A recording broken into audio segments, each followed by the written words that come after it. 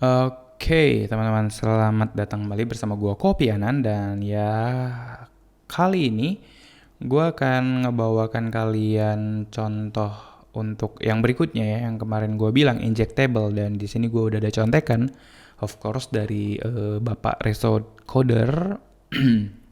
Di sini yang mau gue contoh adalah injection ya teman-teman. So langsung aja to the point supaya kita langsung bisa ngetes apakah yang kita kerjakan selama ini tidak sia-sia gitu ya. Langsung aja kalian ke pubspec.yaml, terus kalian di sini ambil yang namanya get it. Oke, satu, sama yang satu lagi kalian ambil yang namanya injectable. Oke, injectable, dan di sini kalau kalian lihat injectable memang masih versi 0.4 but it's good.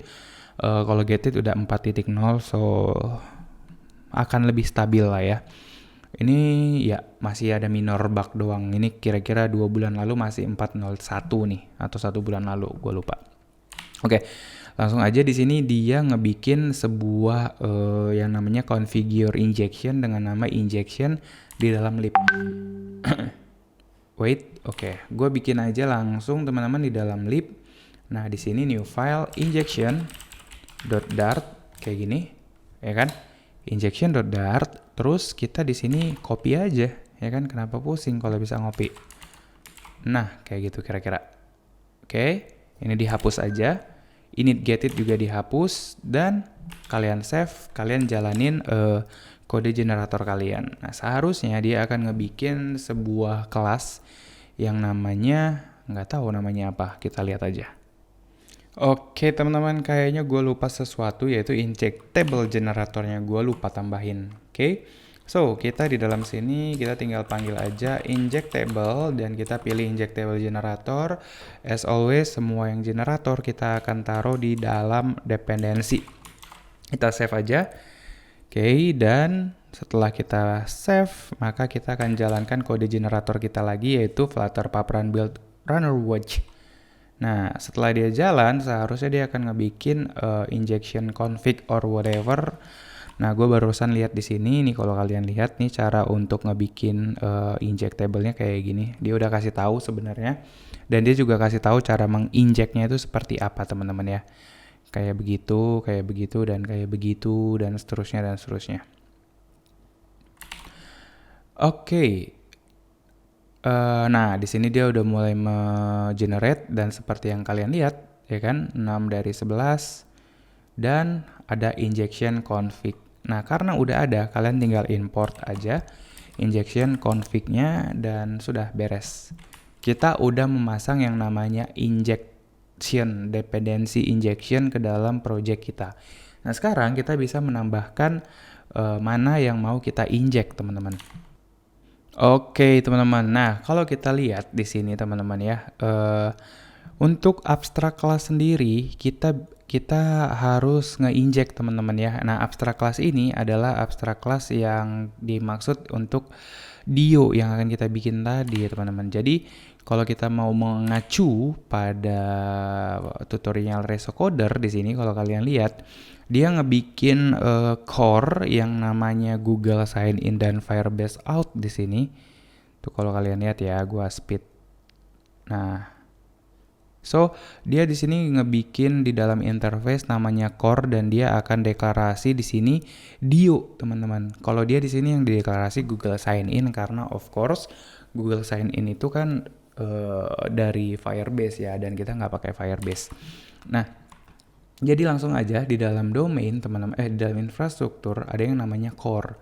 Nah, kalau kita udah memisah-misah dengan nama core seperti ini, maka kita harusnya memisah juga si location repository ini menjadi location dan kita pindahin. Itu move. Oke, harusnya tidak ada yang error karena ketika kita pindahin data sekarang udah otomatis ke rename si package-nya. Udah keren ya. Nah, sekarang di sini kita kasih new file, kita cek dulu dia kasihnya namanya apa. Injectable module ya. Nah, di sini kita kasih new file dio underscore injectable module.dart, ya kan? Nah, dia langsung kasih abstract class aja. Abstract class dio injectable module kayak gitu. Di situ, terus di sini dia deklarasi deh si Dio-nya. Kalau di sini dia Google sign in, kita pakainya Dio. Kita import dulu. Oke, import please. Atau udah diimport. Dio, kita kasih get Dio kayak gitu, terus kita kasih Dio kayak gini. Kita import. Nah, kita import package dan dia kasih lazy singleton di situ, dan di atasnya kalian kasih, kalau dia kan dikasih register modul teman-teman. Nih, kalau kalian kasih register modul dia dicoret karena updatean yang terbaru dia udah ganti nih. Kalau kalian lihat register modul is deprecated and shouldn't be used. Use modul katanya. Jadi sekarang kita harus pakai modul kayak gini. Udah, kita tinggal save. Nah, harusnya si ini udah nge-update nih, teman-teman. Jadi, dia udah nge-update kelas yang namanya Dio Injectable di sini menjadi seperti ini. Oke. Nah, maka di dalam infrastruktur kita yang location, kita pakai Dio di sini, kita kasih tahu juga kalau ini udah di-inject, teman-teman. Jadi, kita nggak perlu masukin parameter ketika manggil dia nantinya. Oke, di dalam ininya teman-teman, kalau gue di dalam interface-nya ya, yang ada banyak seperti ininya, dia kasih tahu di sini untuk register as IOT facet atau data ini. Nah, tapi kalau misalnya kita ketikkan kayak gitu, register as kayak gini. Come on. Register as. Nah, itu udah dicoret, teman-teman. Nah, kalau kita baca sekarang katanya kayak gini. Use injectable as gitu ya. Nah, makanya Flutter itu udah memberitahu segalanya gitu sebenarnya ya. Nah, kita tinggal kasih add aja injectable as, kita copy si interface-nya masukin ke dalam sini. Gitu, teman-teman. Kira-kira seperti itu. Dan di sini dia kasih lazy singleton ya. Kalau nggak salah, kita bisa kasih lazy singleton kayak gini. Type-nya S, nggak usah lah. Udah, kita tinggal kayak gitu. Dan satu lagi teman-teman, karena kita ini dia udah kita kasih tahu ini injectable, artinya Dio yang dipakai di sini itu didapat dari Dio injectable modul di sini, ya kan? Dari modulnya dia.